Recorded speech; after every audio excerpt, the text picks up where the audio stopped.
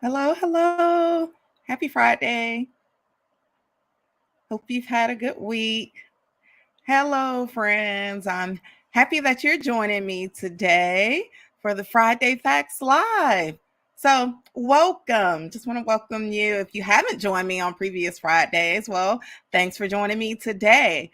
I am Dr. Shayla Toombs-Withers. I am plant-based physician owner of Essence of Health Wellness Clinic and Coaching.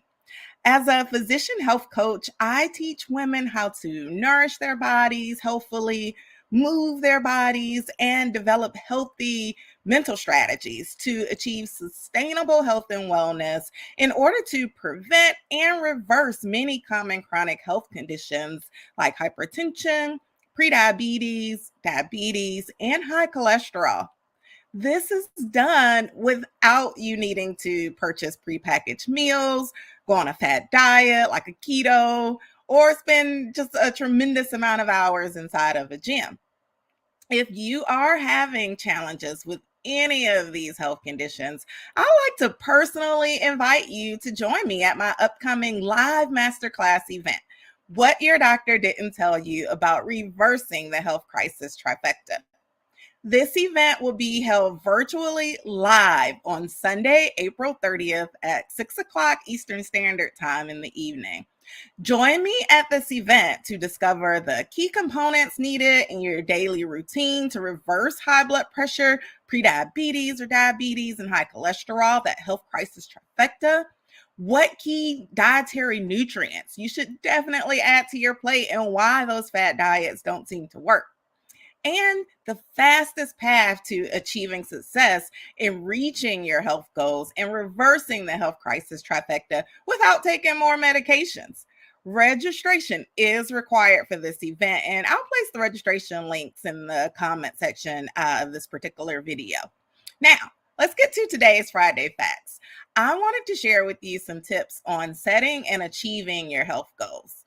This month of April, we have been highlighting National Minority Health Month. Hi, Smiles. Thanks for joining me today. Thanks for watching. And as we're highlighting National Minority Health Month, check out last week's Friday Facts Live for highlights on Black Maternal Health Week. As a healthcare professional, we recognize that racial and ethnic minority populations in the United States suffer at higher rates from health conditions that can sometimes be prevented with proper awareness, adequate healthcare access, and understanding of our cultural differences, which is why the United States Department of Health and Human Services instituted National Minority Health Awareness Month. And so this month highlights how improving health communication for all can help us advance health equity for racial and ethnic minorities.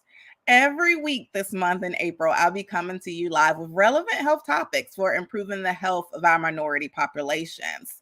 Hi, Kanika. Thanks for joining me today. Welcome.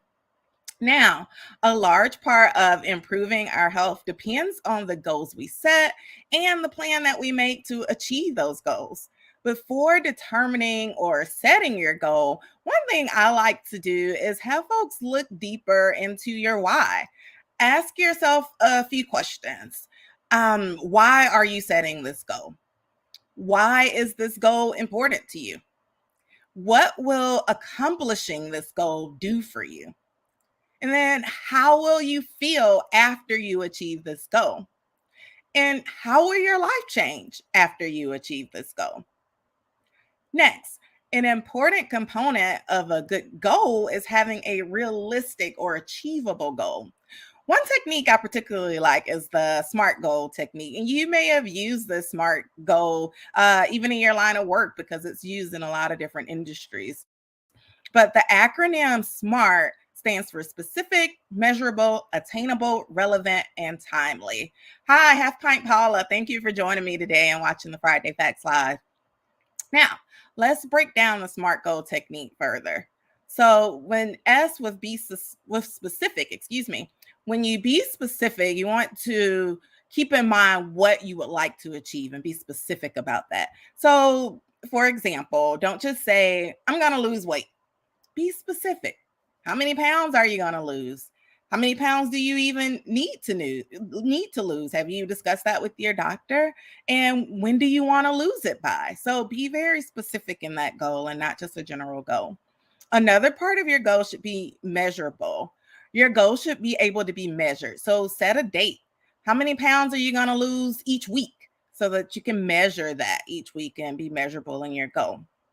The A of the SMART goal technique is attainable. One of the factors that is helpful in achieving a goal is for it to be attainable, meaning that you have necessary resources to achieve it.